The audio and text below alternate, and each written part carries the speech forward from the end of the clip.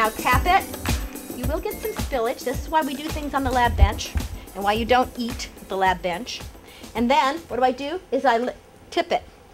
Now I've had students say, oh my goodness, Dr. Palmer, it's not mixing. And they're doing this. Passion translates into the students being willing to learn. Okay? The sound effects are important. You can be as educated as you want, but you also have to make sure the students want to learn from you and create the atmosphere where they can. Being who you are, expressing what you want them to know, what you feel they should know, and then listening to them at the same time, because they have got a lot of feedback.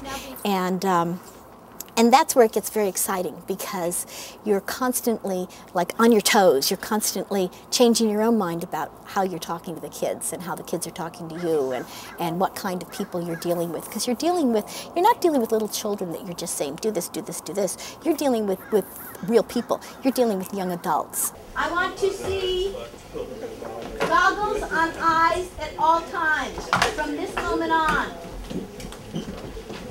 Thank you. When you deal with them as young adults, then it's so very rewarding because they appreciate it, first off. And secondly, you discover that, oh my goodness, they have a lot to teach you. And then see them develop as real thinkers and real students and real citizens of this community. I want them to be able to know how to question and know how to explore how to answer some of those questions. So they have to learn to use the internet, they have to know how to do word processing, use Excel spreadsheets, use a database file, you know, make charts, make graphs either by computer or by hand. Should all technology fail, they should know how to do backups.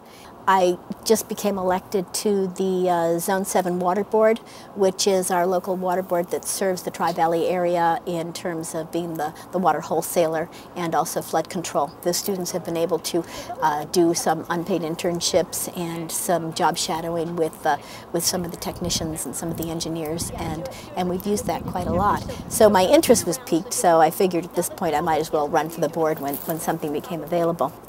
I try to always make sure that we're working as a team, either with parents and with students and with administration and with other teachers. Ultimately, we all are serving the students and helping them to become more educated citizens.